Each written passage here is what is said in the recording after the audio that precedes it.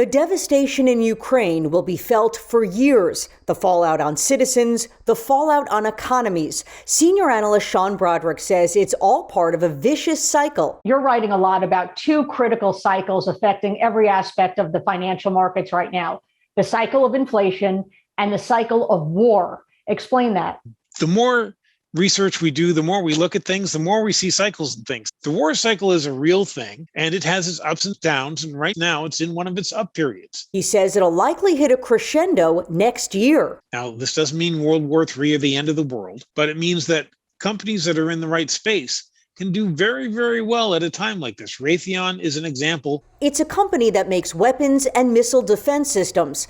This is a chart showing the stock since 2002. Raytheon is doing triple the performance over the long term for the S&P 500. It's really picking up because everybody needs its weapons now to protect against Russia. Not only Ukraine, but all the NATO members are now saying, boy, what if the Russians roll across our borders? What are we going to do? Sean has recommended these types of defense stocks in Wealth Megatrends and Super Cycle Investor. He speaks in depth about his cycles research in this special 3-part series.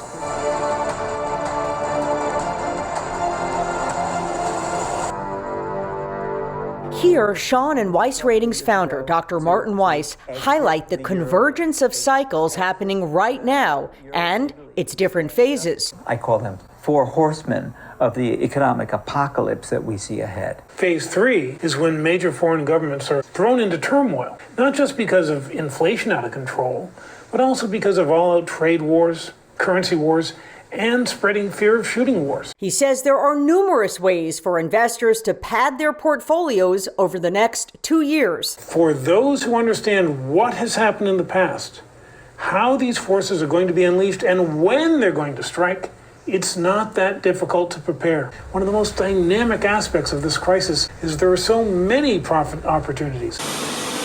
Right now, commodities, which are cyclical, are flying high, especially with sanctions against Russia affecting the supply chain. I do expect inflation to continue, especially for things that are commodities that Russia exports. This is why we've seen wild swings, for example, in the palladium market. It exports nearly half of the world's palladium. It exports about 15% of the world's platinum. It exports enough oil to make a difference. Nickel is something that's under pressure anyway.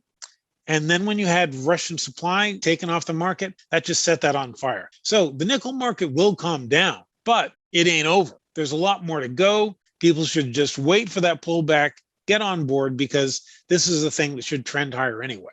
Aside from metals, agricultural goods like wheat and corn are good bets. The Teucrium Corn Fund, ticker CORN, gives investors exposure to the price of corn futures. It's rallied 18.2% just since December. Corn's had a great run. It is pulling back in a sideways motion, what we call a bull flag. And the saying on Wall Street goes, flags fly at half mast. So we're not saying that we're absolutely sure that the run is only halfway done, but the likelihood is that corn has much further to go.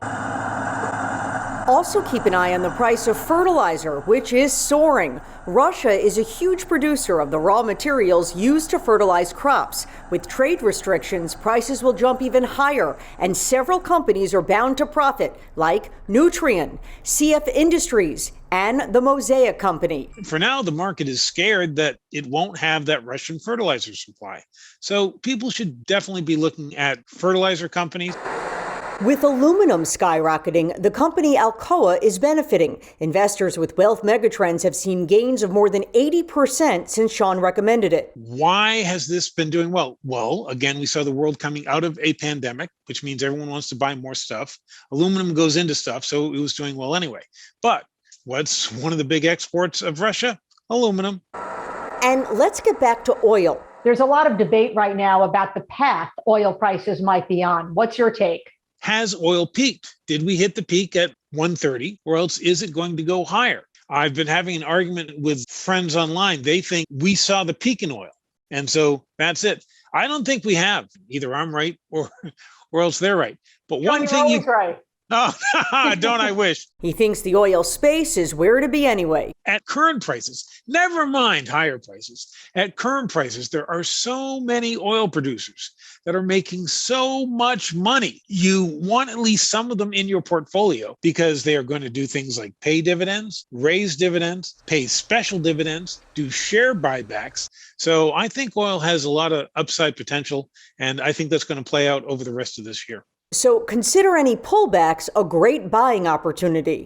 I think the bull market continues, and so we could have a great ride in many good stocks from here on. And ETFs. Here's one I like, the Invesco DB Commodity Index Tracking Fund. It's very liquid, with 5.7 million shares traded per day. It holds a basket of commodities. And you can hold a basket of gains at the end of this cycle. Senior analyst and cycles expert Sean Broderick, thank you so much for your insights today. Always great speaking with you.